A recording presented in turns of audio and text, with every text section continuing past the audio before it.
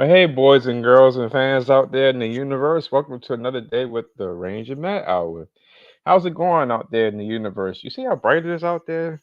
In the Old West, when the sun is bright, that means the horses are eating grass, the sun is going to be blazing, and the sky is going to rain money. Well, maybe coins, because in the Old West, it didn't have ATMs back in the day. But that's for those that know gun smoke. Oh man, I am excited about today. I'm excited about my guest, and as y'all can see, my horse Sid, he took my hat last time, but I got it back. So we're going to bring my guest on. This is an amazing human being who I think she says she's going to release not only a singing album, but going to run for the Senate after doing a 360 on the stage show. I'm just kidding. I'm just kidding. We're going to have my guest on in 1 second, like I normally do. I have a throwback commercial from the past because I guess I'm just an old guy. I like watching older, oldie but goodie commercials. So here we go. If your doctor has recommended fiber laxatives and you like the results, but you don't like those glasses of thick liquid, now there's FiberCon, concentrated fiber action in easy-to-swallow tablets. Ask your doctor about FiberCon. Well, I think our guest had plenty of fiber to be a stage manager on a show where a purple dinosaur did 360 every single day. And son, love you at the very tail end. So I don't think she needs any fiber con. But ladies and gentlemen, I got Miss Gina. Hope I can get this Atchison. She's gonna kill me. Gina is here today. She worked on Barney and Friends from seasons 4 through 6. She was a stage manager, and I'm always happy to have a guest on that was a part of my childhood and many other childhoods in many different ways. So let's get her on today. Hi, Hi, Gina. hi, Matt. How you doing? Doing good. Um, well, okay, we got some guests that's already watching. They are excited. I know I am. But before we get started, let's just go back to the beginning a bit. What made you want to get into film production? Did you have an interest growing up as a kid or a teenager? Oh yeah, that's a great question. I I started actually got the bug in high school doing TV production back in the days where we recorded things on 3/4 inch tape, giant VHSs, and I got the bug then in a high school production class, and I just really enjoyed it. I enjoyed the freedom of being able to create. I enjoyed working with my classmates and creating something, no matter how silly or crazy it was, or bad production quality. We just had fun, and that's where I got the bug, and that's what I wanted to do. Awesome. So when you well, I know back then cable wasn't like how it was today, but was there like a certain show or music that also played a part in you wanting to do what you wanted to do? Oh, I was a big fan of Sesame Street and Electric Company. And in college, I would say the Electric Company kind of saved my sanity on a few days where I just totally needed to veg out and sing some familiar songs and not get my head out of the books. And that was something that was just so nice and relieving, and obviously also educational. Some friends of mine and I used to turn it on every morning and just kind of chill out before some of our classes, and then we'd have some of those kids songs stuck in our head, and it made things a little bit less serious and could relax a little bit in class. Oh man. What kind of music do you listen to? I think the fans want to know that. Oh, I love all kinds of music. I'm a big blues fan, country, pop, a little bit, whatever helps me kind of shake my booty and get me moving during the day and just kind of liven up the heart. And so the music within the songs is always really important. I love something that just kind of makes me smile and gets me going. Surfs up, Gina. Yo, yo. What the? I'm just kidding. um. Well, how did Barney come about for you? And before joining Barney, like, did you know already what Barney was and where he was going to? Yeah, I knew a little bit about Barney. I didn't know where he was going.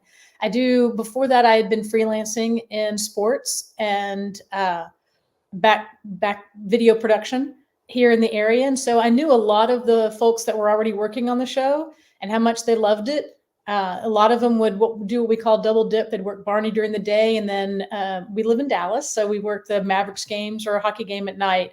and they would just talk about the camaraderie in the show itself, and how much they enjoyed it on a day-to-day basis. So it was, those folks were working on it, I think, from some of them from the very beginning. And then I got the opportunity to be hired on as a stage manager, and in season 4, and got to talk with my good friend Jim Rowley, the producer at the time, and that's kind of how it came about for me. And I didn't hesitate. It was such a great opportunity. Well, first off, I want to give both Jim Riley and Fred Holmes a shout out if you guys are watching or will be watching, because you guys, the directorials, and Steve Feldman, all you guys made Barney what it was. Yeah, absolutely. Absolutely. Now, I've asked all my guests this, and I know we talked about this when we spoke last week, but since we're live, I'm gonna ask this anyway. Did you ever have an interest in getting that costume? um, I think with the job that David Joyner was doing in that costume, I was probably a little bit intimidated. And plus, bless his heart, it was very hot to be in that suit, and it was heavy. So I think maybe deep down inside, I had an inkling, but I knew it was just a weight on my shoulders I just couldn't carry as well as those who came before me. So I never really thought too much about it. Again, probably deep down inside, I may have wanted to. I probably tried a few of Barney's jumps and spins when no one was looking on the set, and everybody was probably at lunch. Probably fell flat on my keister, but and then decided I can't do it without the suit. I certainly couldn't have any fun in it. Uh, Right. yes. Did you? Oh my gosh. Well, I had like maybe a tiny interest when I was a kid to maybe test the waters to see, if they ever make a costume for kids, maybe have an interest to see what it's like. But the actual physical one y'all had, I don't think so. And then it's, Yeah. I think, I mean, I think I could do it, but at the same time, it's like, because David, he had that spunk to know, when he's filming where the kids are going to be at, where Oh this yeah. is and this is, because being in something like that, you can't hardly see. You can easily step on something, and so Those possibilities. those were a lot of things we worked on in rehearsal, and parts of my job as a stage manager to make sure we could get things moved. We did, that's what we call blocking. And sometimes we would be able to set tape or marks if we weren't going to do a super wide shot where you could see the grass. So there are some takes we could do where we could set marks. And then there were things in the distance that we would mark for David, or the person who was playing Barney, because obviously he couldn't look down to see his mark the way the kids could. So we would set things off in the distance, and he would tell me, okay, I need this mark to be in this location, backstage in the set, and then I can see it. I need someone standing over here with a little flashlight so I can see that mark. And so we worked really closely with David on, all right, how do we set your blocking when you can't see a mark on the stage floor the way some of the other actors could? So that was fun. Yeah, and I've spoken with Joyner, and one thing that I take away that he brings is it was love for him, and it was like love, love, love, love in terms of you're gonna be in this suit, you're gonna film however long y'all gonna film, and the thing that I took away from it was just that even when y'all took breaks, he kept the Barney feet on, and it's like interesting. Sometimes, although his suit wranglers would yell at me if I let him go too far without those feet. We certainly couldn't get him dirty. Do you have a favorite Barney song that stands out? I know we talked about this last time, and I've kind of racked my brain. I went back through a few little scripts that I had, and there was one that Brush Your Teeth, that had such a great, you asked me about music earlier and what kind of music I liked, and that had such a great soulful beat. And I think that was one we were all kind of dancing to a little bit behind the camera when we were doing the show itself. The music in between kind of the lyrics had a really great, fun, bounce in your step kind of a song. I remember once as a kid, because I had, I don't remember the name of the CD I had. I think it was like Barney's Greatest Hits or Nighttime CD cassette. What was a cassette at the time? And when that song came on, I remember brushing my teeth. I said, I think I might get close to finishing it by the time this song ends. And it ended, I was still doing all. I'm like, I'm gonna play it again. So I played it twice, Yep. and after the second time, I was done. So that for a while that kind of became my melody when it was time to go brush my teeth. So Yeah, that's great. So that you'd be surprised to know. You've done so many interviews, you probably know this. Those things were purposeful, um, and the timing of some of those songs is purposeful for you to be able to finish the job in the time the song takes, because the kids remember those things just like you were. So that's awesome. um, we talked a bit about her on my podcast as well, and I was going to ask you to say a word or two if you would like. You got any memories of Miss Penny, the choreographer? Oh gosh, yes, such amazing fond memories of Miss Penny. She brought so much life and joy, of course, by her very nature with her job, being the dancer and the choreographer. She was always in tune to the music, no pun intended, um, and just by her nature and her job itself.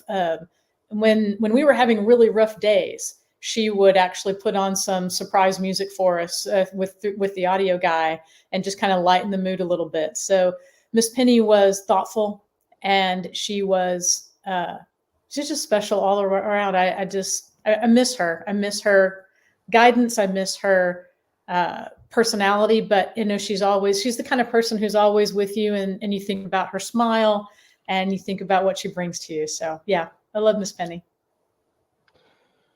Now, not to get us all into serious, like, mode with this question, but during your tenure on the show, even today, and looking back, like, what was it that you took away as far as where the fans are concerned, and for those that, 'cause there are people that didn't care for Barney, so forth, but there are people like myself that Barney affected and loved. So, looking at that, what did you take away from that for the fans that loved and appreciated Barney, even that guest appearances, Make a Wish, and so forth? Like, what did you take away from that? I think that's a great question. I think the fans that loved Barney, what I take away from it is they felt what we felt when we were creating it. And that was the magic of it. And I don't mean the magic of the plush coming to life, I mean the magic of the show itself to do exactly what it was meant to do, which is to teach, to help show people a better way to act, to be, and to become.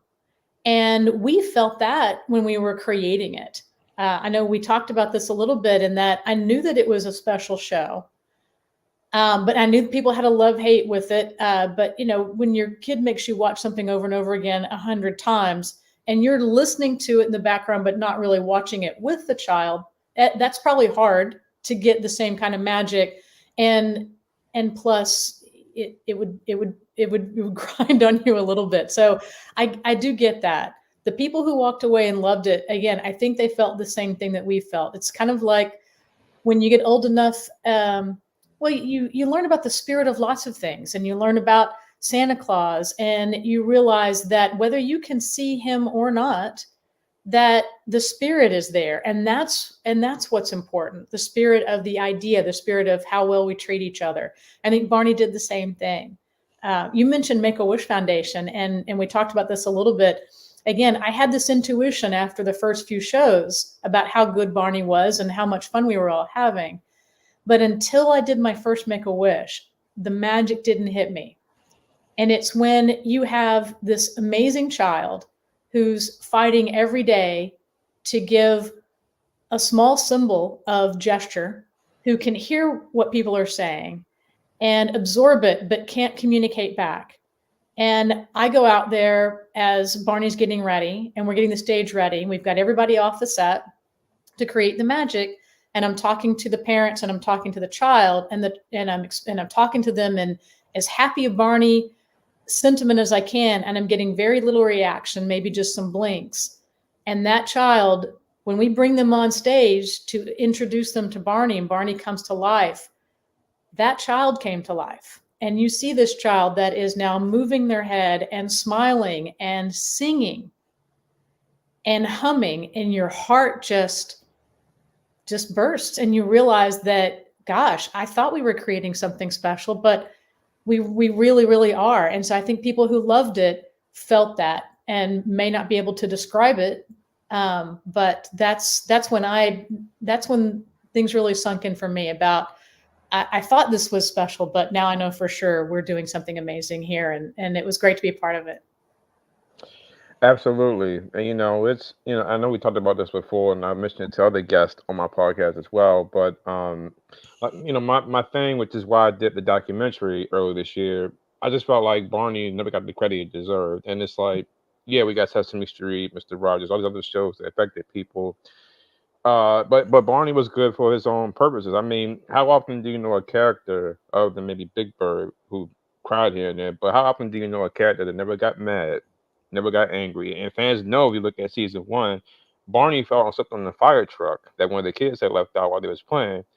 He didn't get mad and swear. I mean, he laughed it off even though he was in pain. And it's like and we got to credit Bob West and David Joyner and others who made Barney possible. But for Barney as a standalone, if you take them away, like BJ and Baby Bob, Barney was a wholesome character that made kids want to get engaged. And Mhm. you dance Mr. Knickerbocker, you brush your teeth, and they all the episodes on recycling and trash and fire stations and sharing and caring and siblings. So it's like, love him or hate him, Barney was a benefactor for the 90s, the late 80s, because they started in 88, the 2000s. And, not to, you know, Mhm. throw, throw that for you guys being old. I'm not saying that, but I hope that Barney gets some kind of award recognition before Cheryl and Dennis and others times, before they get way up there. Because I feel like he should get some kind of proper recognition for what he's done for people Yeah. over the years and people like myself who was affected by it.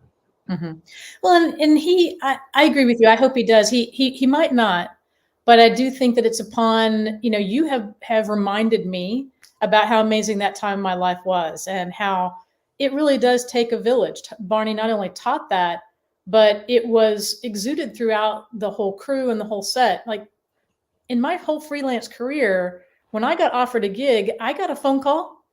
It said, "Are you available? And if you are, great, you're hired." And because, oh, I see on the sheet of paper that you do stats, I see that you do graphics production, I see that you do stage managing. Are you available? Okay, great, you're hired. Jim Rowley, he knew me. He worked with me for a couple of years, but he didn't call me and ask me if I was available. He took me to dinner. He interviewed me. He told me how special this was and that really I I usually play nice with others, but if I can't do it 100%, then it's not a job I can have, or I need to make sure that that's what I can do, and 100% all the time. And that told me how serious things were about making magic, and that how, because it was that way, we brought out the best in each other, and we kind of kept getting better and better. And I think it is upon all of us to remember that, and he will get the recognition he deserves with people like you bringing him back to life, and people like me deciding I'm going to pull my fabulous Barney jacket out of the closet, and we're gonna sport it around this winter time. Oh, see, there we go. Right, that's right. I know I didn't work on the show, but if I still had a jacket like that, that a Barney jacket, I would love to be the person that you go to the store, market, or somewhere, and people would see that and be like, "Where'd you get that jacket from? Did you work on the show?" So, Yeah, yeah. I had a so the of course the other night we had this fabulous thing called Halloween where we get a ton of trick or treaters at the house, and it has been 25 years since I've seen a Barney costume. Someone was wearing a Barney costume. I think you helped that manifest that with me. wow. And as they came up and I said, "Hey, do you remember us working together?" And my partner just cracked up laughing, and the kid was like, "What?" And then he just kind of walked off to go get some more candy. But I had not seen one in 25 years, and there was a Barney costume just the other night at my house. It was awesome. That's rarity. I don't know if you got the chance to work with this actress. She was on Barney and played a part of Barney's legacy in the later years, but I got a clip of her and Barney as one of my favorite songs from the Oh show. yeah, let me I'm see. not surprised, because those are the 4 words that tell us we're about to hear something wonderful. When you say the words, once upon a time, then you know a story will be told. When you hear me say, once upon a time, then a wondrous adventure will unfold. Once upon a time means it's time to pretend. Let your imagination go. on a journey into Storyland to hear a tale from long ago.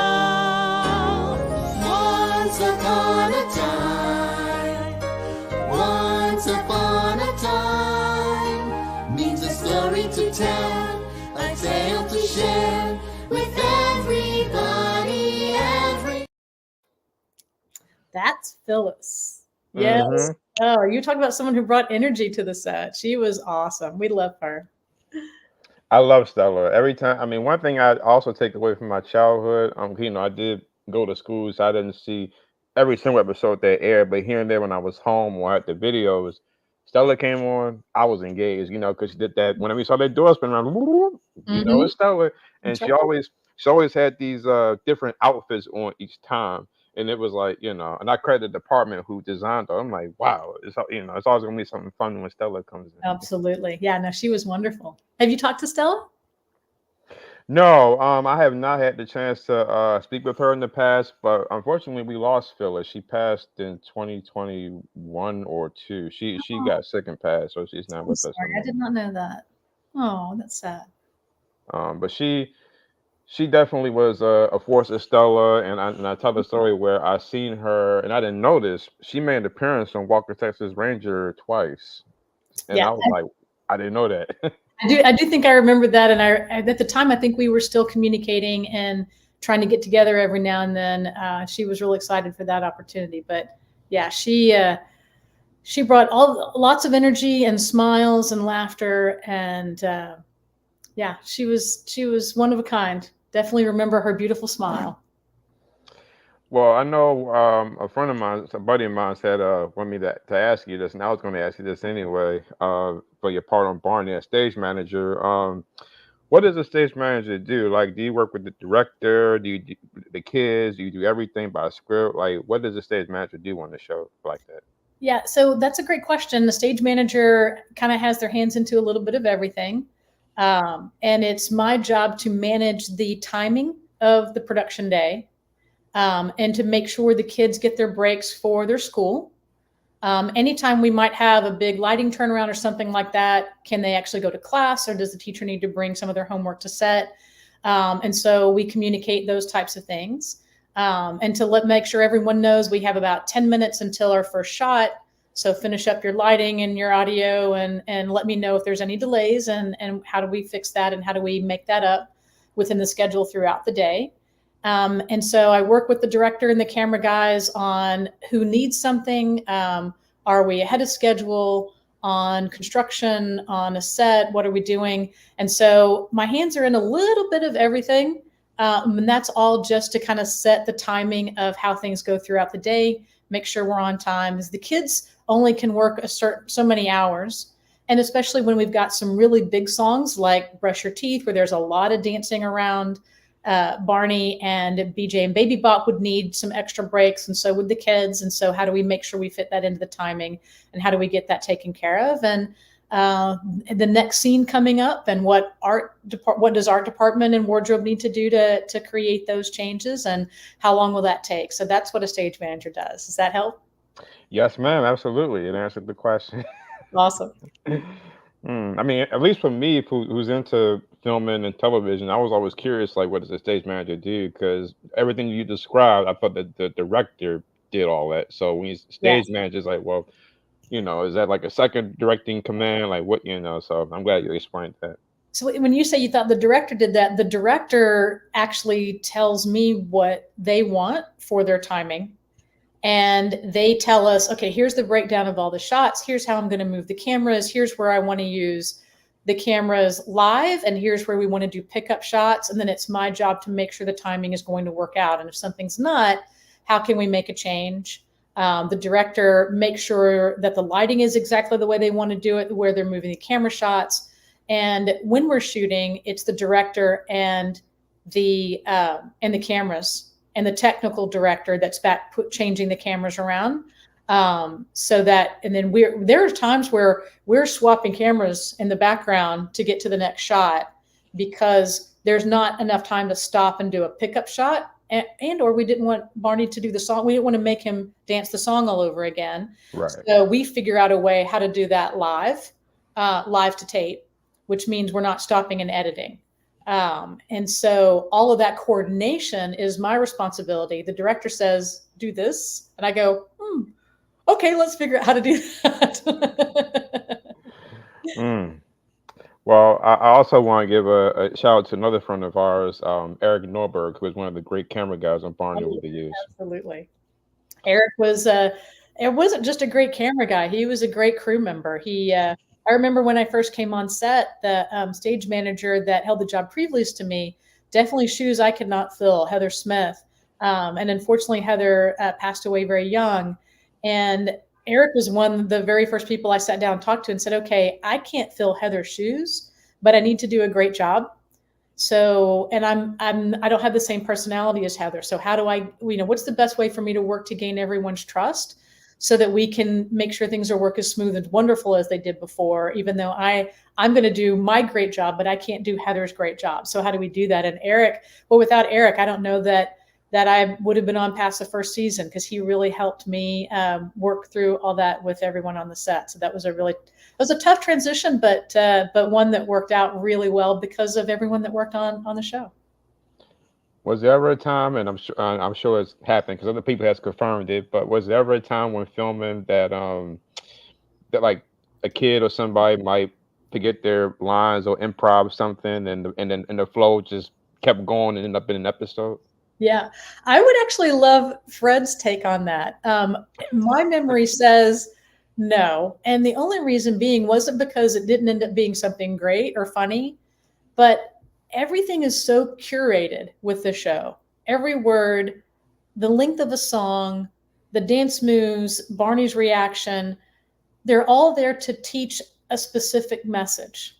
So even if someone did something different or kind of messed up, but we kept going and it made it in, it has to be able to not hurt the whole show itself, or take away a piece of the important message that we were trying to get across. So in my recollection was no. We had a lot of those incidents, and they were fun and great and things that we were like, oh, I really wish that could have stayed in. But to my recollection is no, but I wasn't in the editing room, and I'm sure people like Fred and Eric and those guys probably have a different answer than I do. But from my standpoint, I don't remember anything making it in. Was it also fun when it came time to doing like the home videos like Camp One Run Around or Let's Play School or the other Night Before Christmas, which was a favorite of mine? Like Yeah. when it came to doing all those, was that fun as well? The home videos were like big Barney family reunions. So where we didn't have Stella or Phyllis, the actress, on the show every week, but all those characters almost always came back in most of the home videos. So here, where you've got a show that we would do each week in a couple of days, then a home video might be a week or two, and you get like 6 different wonderful show characters all in that same time period. So now you've got Queen and you've got Stella on set at the same time or backstage at the same time. And some of those characters in the makeup room together, which aren't usually together when we do a 30-minute show, is just fun. So the home videos were super special because you really got to bring all the best parts of Barney, I think sometimes for that year, even though it was a completely different episode, all together. And it was, they were really fun. We enjoyed those. Well, I loved every home video that Barney did as well. As I mentioned, Night Before Christmas was a favorite. I mean, it's like it's always a joy when you see a show do something Christmas related. And with Barney, y'all did Hannah's house. It wasn't at the school; it was somewhere else. It was Hannah's house. Y'all went to Santa's workshop. It was snow. Watching all the toys and the effects to putting all that together. And at the end, y'all had some of the kids, but then the rest of the kids and some others make guest appearances doing like a night jingle. So I thought that whole production and the whole program was really great. Oh, thank you so much. The home videos were also fun for us as professionals because they were more complicated sets, things that would take long, harder to light, but just beautiful and gorgeous and special. They were fun. Sometimes we had to do multiple studios, as we had, especially with something like The Night Before Christmas, where you've got Hannah's house, you got Barney's set that never changes, And then you've got Hannah's house, which was on a set, and then you've got the Santa's workshop that was on a different one. So there was a lot of moving parts in those home videos, and that one was fun. Those were really special. Well, I know you just mentioned that when I was talking about the bloopers when they took it from the kids, I was going to say I do know too though that when working with Bob, Julie, and Patty, the voices, they always had fun and they was cracking people up. I hear Jeff Brooks, who was BJ, he always laughed his head off. So Right. I know those were like the Three Musketeers. They always had people laughing and having fun behind the scenes doing the voices. Absolutely. Well, they were in these little sound booths for hours at a time, and they would definitely. There were a couple of times where I think I had to go. Now y'all need to settle down. Like, seriously, we have to. I got 10 more minutes to finish this take, and we got to move on. And Julie would tell me something funny, and then she'd say, "Okay, I got you, no problem." But again, I think that's a good thing. Now, all three of them were able to get along like that and be funny like that because you're working with kids and you trying to put this show together and you got people in these costumes and it's like you gotta keep the energy flowing. And this it's one thing when you work somewhere, especially on a show or a movie, and nobody gets along. But when everybody gets along and can joke and kid around, even though you gotta step and be like, okay, we gotta film now. I think that's a great thing and a great energy to have on set. Yeah, yeah. Well, the special part about it too is it's got to be very similar to doing a sitcom, a long-running sitcom for several years, because you're working with the same people every single day. And in production, even though I was doing sports and other things with the same kind of a crew, every single job is different. So you joke and you get along and you have fun, but you don't have the exact same purpose other than to do a good show every time. And on Barney, you had many purposes. And when you're working for one show and you're always trying to be creative and do something different and not let things get stagnant and still have an excellent production output and still have a lot of fun, there's a wonderful camaraderie with that and some sadness when it ends, but because yes, you'll still see everyone again, but not in the same situation, not in the same type of everyday work environment, which is really special. Well, speaking of that, I mean, what was that like for you in the end when you did leave the show? Was it sad? And was it your decision at that point to leave? No, we had finished production. So Okay. we had finished the season 6, which hadn't been renewed yet, and they weren't quite sure what was going to happen next. When we finished that, we did do several weeks of multiple videos because they wanted to have a lot of things to be able to put out there to keep Barney relevant until the decision was made on the show itself. So the show itself ended, and then we had a couple of months where we did multiple home videos, which was a lot of fun. And when it ended, I would think it probably hit me a little bit later because we weren't quite sure. And if things started up again, as a freelancer, you're working every day. You're not necessarily on on a contract. You don't have a day-to-day job where you're getting a paycheck every 2 weeks that is solid and is pretty much your decision if you go. But all of that did end, and when it ends, then unless you have something else lined up, you don't have other work coming in. But you want to keep your schedule open if Barney's coming back, but you still have to pay the bills. So how long do you make that happen? I think it probably hit me a little bit later when I was doing other things and weren't seeing everyone as much. So I didn't get sad right away. I think we were all sad on the wrap party and the last day because we kind of knew what was happening. But it just was so much love that was going on there that it didn't really end the day it ended. Right. I mean, it's again the Barney set and everybody that made Barney possible what he was. I mean, it was just a ball of energy, and it took a creative team to make Barney what it was. Wonderfully handpicked, and great work for Cheryl Leach and Dennis DeShazer and Shirley Abrams, the casting director, to pick out so many wonderful people. Yeah, they did such a wonderful job. I'm really thankful for them for their vision of creating something that was so magical and full of learning. What kind of sports have you done? Gosh, I think the only one probably might be easier to name the sports I haven't done, but I have done uh, indoor soccer, outdoor soccer, basketball, hockey. I've done bowling. Oh, I love bowling. I thought it was going to be an easy gig. That was hard. They bowl so fast, and I was doing stats, and I was constantly I had my little calculator out, and I had to constantly updating the statistics, which are constantly live on the screen, like in football, which I love. I've done football, professional football, college football. You can take the graphics off the screen and update them, put them back on. In bowling, they stay up the whole time, so there's always constantly live updates. So that was intense and actually a lot of pressure. Soccer was so much fun. There's hardly any commercials in soccer because they've just got the halftime, so things kind of roll through really, really fast with soccer. Just loved it. I've done a racquetball championship, and gosh, those are all the ones I can think of off the top of my head. It's been a while since I've done some sports. Well, I'm sure soccer was fun for you because you ain't gotta use your hands. You just gotta use everything else. Even people use their heads, even though I'm sure they get a little headache afterwards. But so what are you? Are you like Houston Texan, Dallas Cowboys? Like, where do you stand Oh, with football? gosh. Well, I don't want to upset any of your viewers out there, but I was raised in Houston, so a big Houston Oilers fan forever and ever. I do like the Texans, but since the Oilers left, I kind of had to move my allegiance to my local team, which is the Cowboys.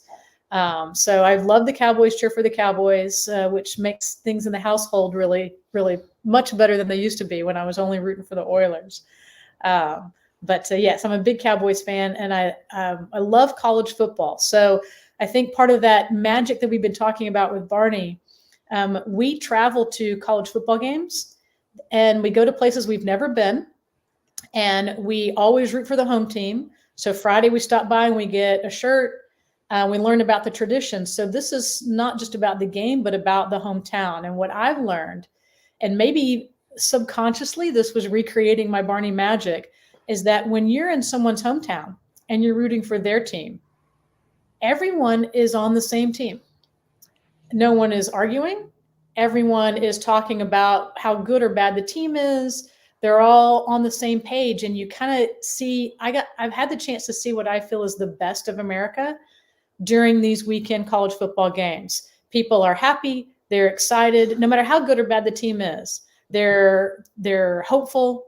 They know there's always a chance of an upset. They know if their team is good, they know there's a really good chance they're going to win. They have traditions that they all do together, sing the same songs, do the same chants. And generally speaking, the whole weekend, everyone's excited and upbeat. And it's a really fun thing to experience. I've experienced a lot of different football teams' traditions. I've made some friends, some Facebook friends that I've only met once, but we still talk at tailgate parties, and it's been really fun. I enjoy that. Oh, so you're saying that you're going to join the Dallas Cowboys and help them win the Super Bowl this year? That's right, absolutely, or maybe next year. Oh, oh my goodness. Do you have any? I mean, I sometimes ask it with guests as well. Do you have any family that's in the entertainment business as well? I don't actually. I'm the only person in my family that was in production, so I kind of went my own way there. Early on, I started my career in college football, and I was doing a game in Lubbock where I had family there, and my dad wanted to have dinner, and the only time I could do it because I was going on to another gig was if he picked me up and took me out to dinner. And he's like, "Oh, I'll pick you up right after the game." I said, "Oh no, we've got to break the cameras down. We got to pack the truck." I said, "So about an hour after." Well, he came right after the game and basically sat and watched while we broke down the truck. And he said, he goes, "I've been real worried because you don't have a real job where you got a paycheck coming in all the time." He goes, "What I saw today with all of y'all together, working together on the cables and getting the truck packed and the cameras and being as little as you are and you pulling your weight." He goes, "That was pretty cool to see." He goes, he goes, "All right, I'm not going to give you a hard time about not having a real job. You go ahead and do your freelance career." He goes, "But that's just the family didn't really understand it, but it was really special." So loved it. Yeah. What are you doing today?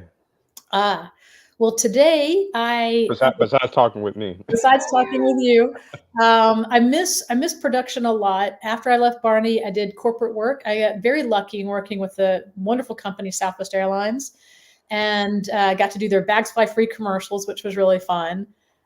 Same kind of sentiment as Barney, which is you're working with a family, and it's all about making sure the customer is happy, and how do we also take care of our employees. And then I moved on to AT&T to do some branding work for them. Really enjoyed that. And then in 2020, after COVID, I decided I was just going to kind of hang my hat up from the corporate world. And so I would say I'm semi-retired. I've got some rental properties that I manage, but for the most part, today is Saturday, so I'm looking forward to some college football and sitting on the couch and just relaxing for today. But I would say I'm retired. At 25 years old? No. Yeah, that's right. At 25. Um, I forgot to ask you these two questions. We were talking about Barney, but I was going to ask you, what did you take away when it came to Bebop and BJ? What did you like about watching what they did on this show? Oh, those are great questions too. The Baby Bop and BJ, I've said this multiple times here with Stella and with Penny, but their energy and the voices, and both Jeff Brooks and Jeff that were in the costume, they brought energy in and out of the costume, and they had a tendency to just kind of light up the set and lighten things up. And they stayed true to their characters inside the costume. They stayed true to themselves outside of it as being great people. And so they were wonderful additions to bringing the life and the magic together, and adding that positivity to the set. It wasn't just carried by Barney. It wasn't just carried by the kids or the other characters. Baby Bop and BJ provided a lot of good sunshine and happiness to the set as well.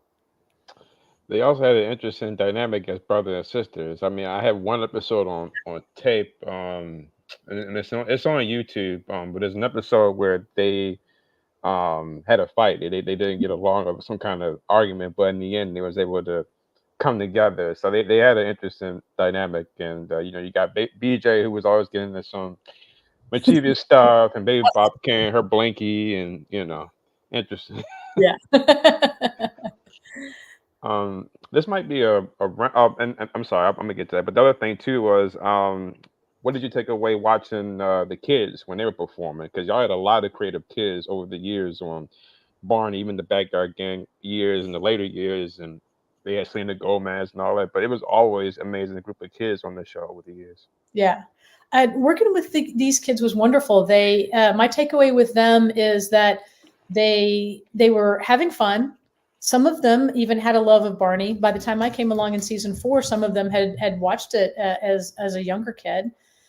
So they had a love for continuing that magic. The kids themselves, kids have a tendency to get upset at the smallest thing, and as adults and or parents, it's our job, or aunties, which I am, it's our job to try to kind of help work them through that, which Barney always did. And I saw them also kind of work through things themselves, even offset in the same manner. So the kids themselves, I think, personified what we were trying to have kids at home enjoy and learn and understand. And it was great to see them be able to do that. So I think the kids at home saw themselves in those kids, which always made that really special. So, and they were hard workers, and they did whatever we asked, another extra take, even if they were tired. I'd have kind of long talks with some of the kids to say, now don't just say yes because you want things to go well, or you want to be pleasing. You got to be real with me. And sometimes they would be, which was great. I was like, if you don't have another take in you, let me know. And if you're not comfortable telling me, tell your teacher, or tell anybody, tell Barney. And so they would take that to heart and would do that. But they were hard workers. They take after take after take, do it again, do it differently. They were wonderful. I can imagine, because you have the regular size of the show, but then you're singing, you're dancing. Majority of the time, it's like Barney comes to life. Y'all sing, talk for a while on the topic, then sing, topic, sing, and then Mhm. I love you and close. So it was a interesting flow dynamic of that. Um, this might sound random, but I've often asked this of people.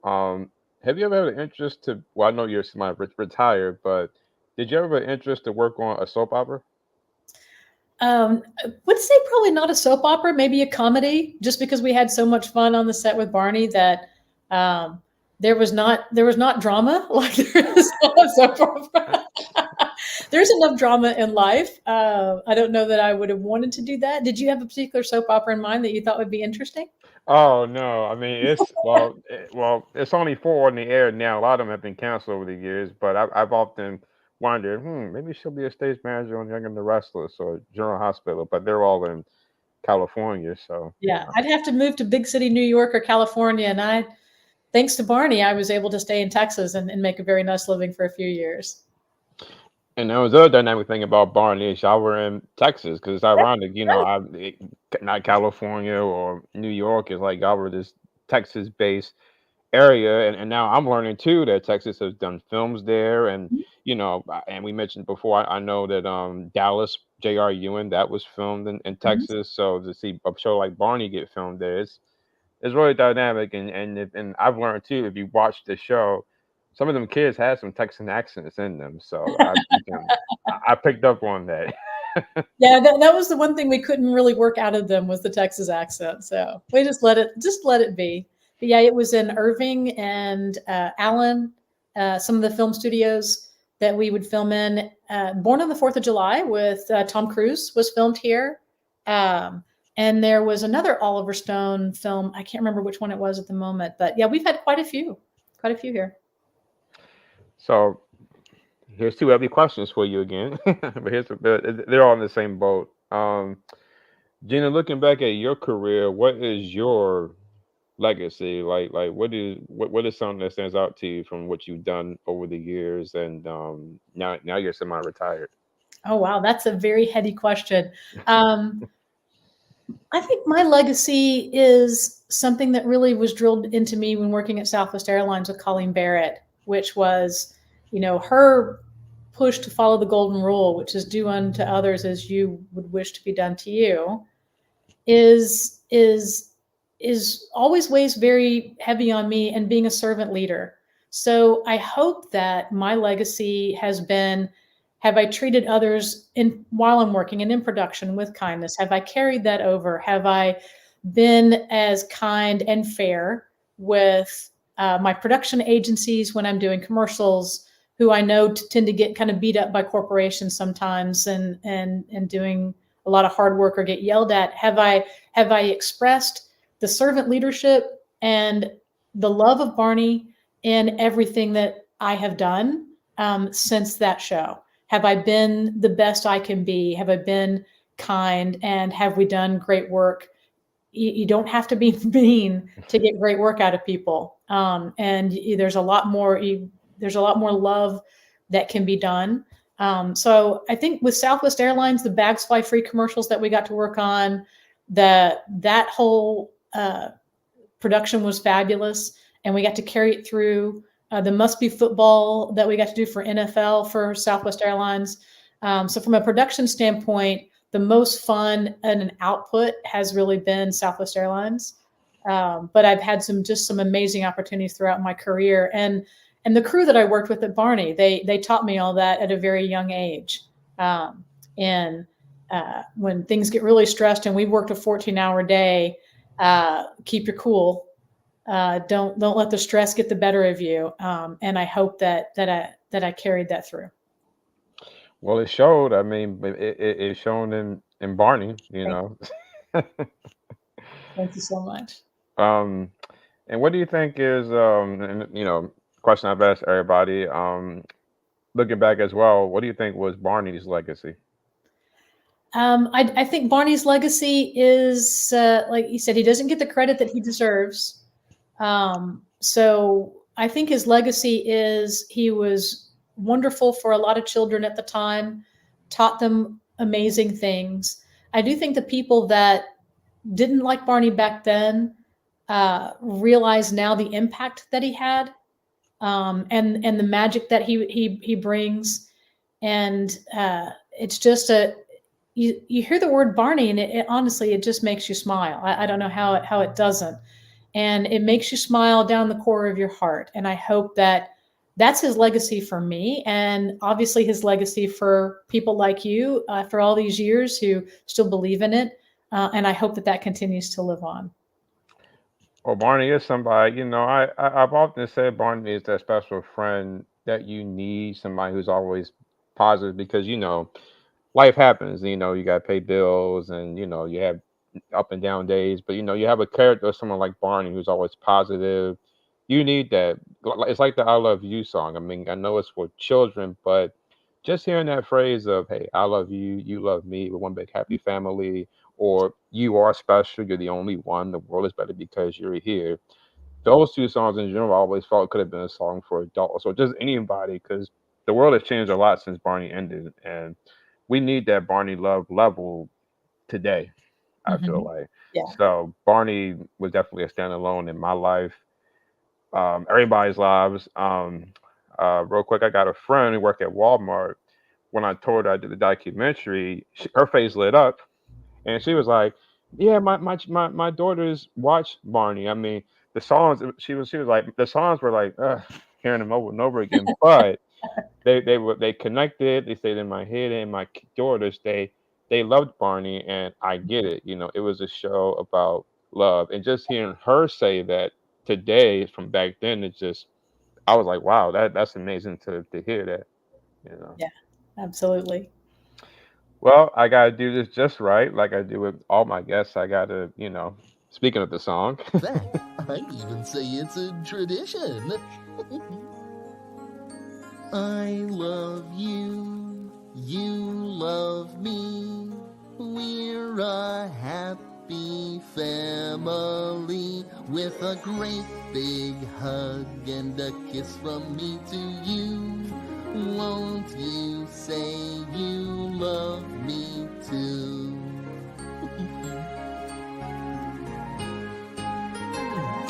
I love you, you love me. We're best friends like friends should be. With a great big hug and a kiss from me to you. Won't you say you love me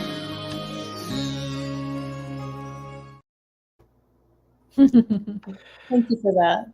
No problem. Well, is there a final message you want to personally say to the fans of Barney Oh, before we? wow. Gosh. Yeah, I mean, think of Barney and just love on each other. When things get tough, just remember to smile and giggle and say, okay, well, let's figure it out. Absolutely. You know. Well, Gina, I'm glad that we had a chance to talk today. I'm glad that you came on my podcast. I'm glad we got to speak beforehand. Don't log out yet. I will be with you off stage once I Okay. close the show. I will be with you in 1 second. All right. Thanks so much. Bye. Well, I'm glad that you guys got to meet Gina today. I know I'm glad that I met her. I'm always happy to meet someone that was a part of a show that affected my childhood and many others over the years. Thank you, Gina, for stopping by my podcast today. I don't know why I didn't say all this when I had her right there, but thank you for coming by my podcast today. Um, and for fans that are watching the Barney, I hope you tune in next week. I have Lauren King, who played Kathy in the early years, and she made a return during the Sing and Dance production. She's going to join me next weekend around this time at noon. And I hope you guys tune in. I know some people have been waiting to meet her and see her, and she'll be on. So get a blanket, stay warm, stay healthy. Football game, well, college is today, but the NFL games are tomorrow in the Old West. We don't do a lot of football in the Old West. Instead, we ride on the horse. We ride on. But thanks again for tuning in. I hope you guys enjoyed today's episode. Stay blessed, stay well, take care, give each other a big hug and a kiss, and I'll see y'all next week at noon. Toodles.